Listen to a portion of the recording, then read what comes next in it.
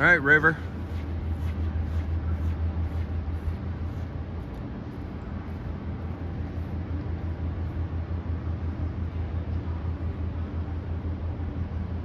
It's pretty cool that my first time in Mercedes-Benz is right now, and we're here for the World Cup 2026 tour.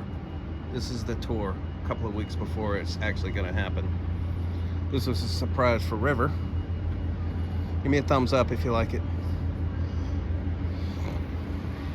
He's playing it cool right now. But it's kind of cool that first time here we got it to ourselves because we're a little bit early. They got it.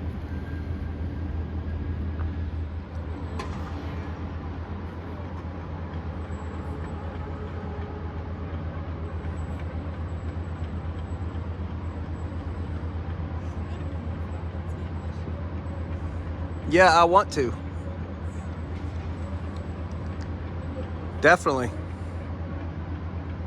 Culture, identity, welcome. So we're going to be doing some Atlanta historical markers, as well as explain some of the things inside the stadium and how it came to be. My name is Tito, and I'm going to be your guide. I'm glad we're talking about culture. I'm a mixture, so I'm here from Atlanta. To make it applicable for the World Cup here itself. The stadium cost us $1.8 billion to build all together. We started building it in 2014, finished in 2017.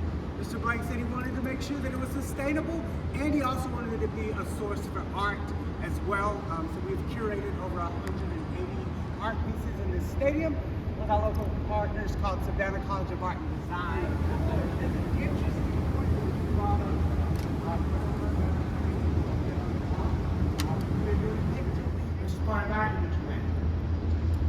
Inside of the roof itself, it's about 14.5 acres up there. It's patterned after the Roman Pantheon in Greece.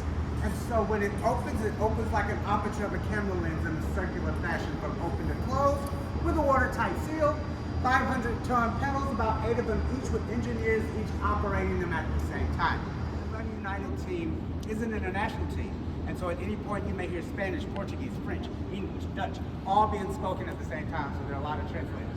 So in order to show how much was moving around, he took these soccer balls, turned them inside out, re-stitched them back together, and then colored them back in the different types of color of each of those types of team members coming around. So that's why they have that unique look to them.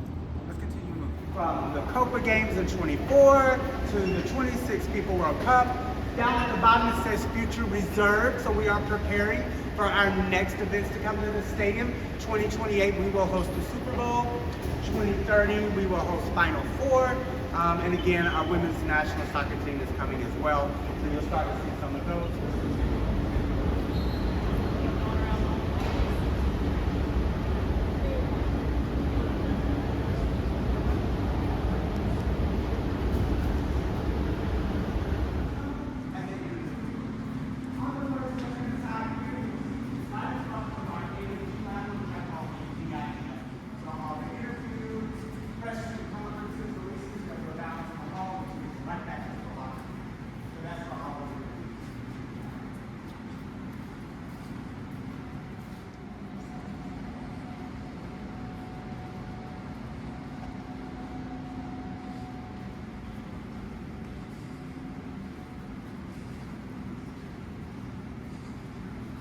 Landscape, and so a lot of this food is shared with our associates, with our clubs inside, with our friends.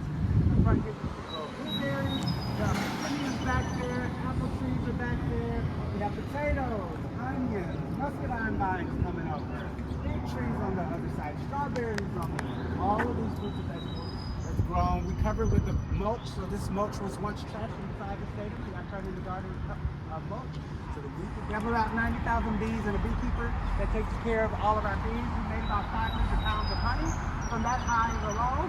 Brought the honey right back into the stadium as well. So it's a full green space. If you would trust it. Who would have known? They had a little garden right out here. Right outside Mercedes-Benz. Here.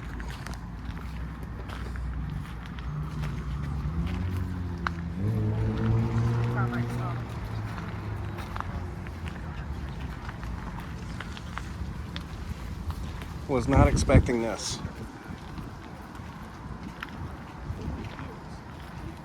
Our parsley here. Those are wildflowers.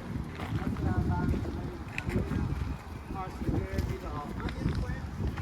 Ready to come up. Potato garden here on the side. You'll look to see some of the strawberries starting to fill in on that side there. All fruits and vegetables, natural resources that we bring right back into the stadium and share with our friends and our families.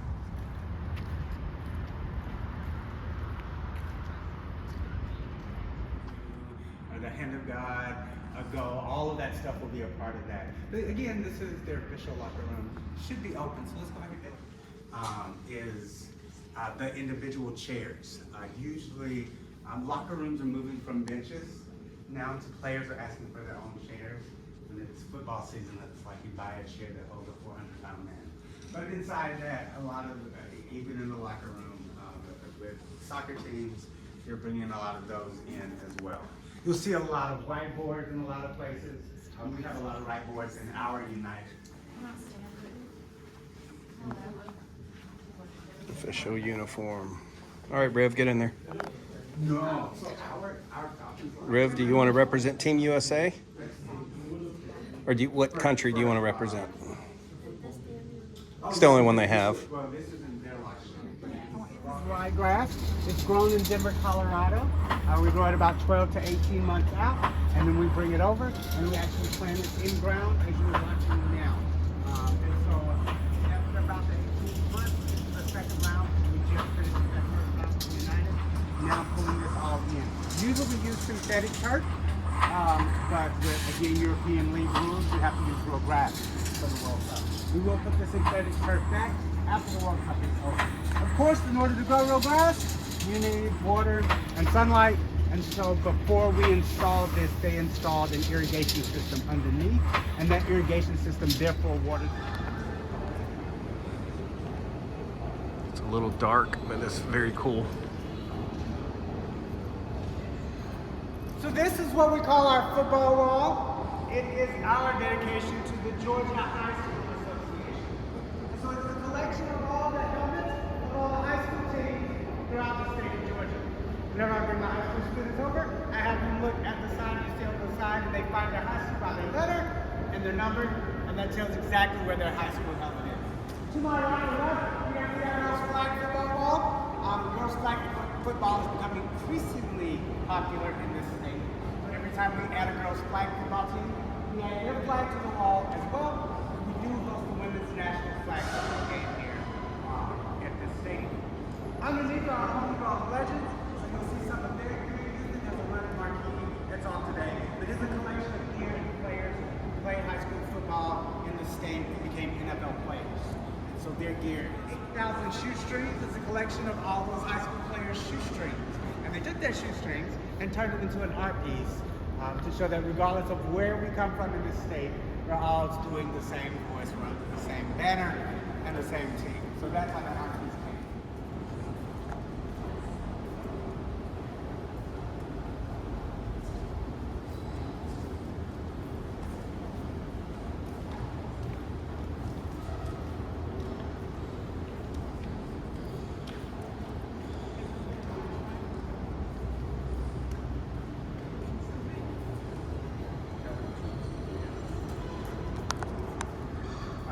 It is nestled between the Vine City train station and the World Congress train station. So wherever our fans come, the train station comes right underneath the stadium. They can come straight up into the stadium. They don't have to worry about parking.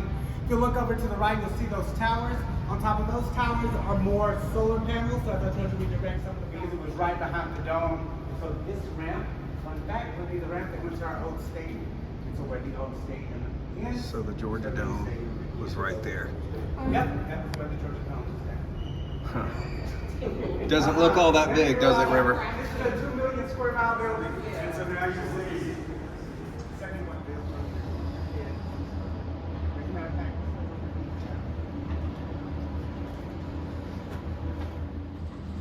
Well, good tour. And I'm leaving with my one souvenir.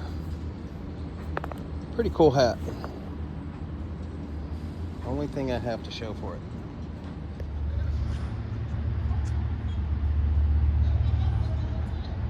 All right, River, what'd you think? It was fun. Good tour?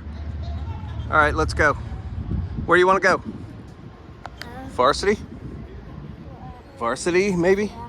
All right. So not that I'll ever go, but there's State Farm Arena for the Hawks. But I do not care about the Atlanta Hawks.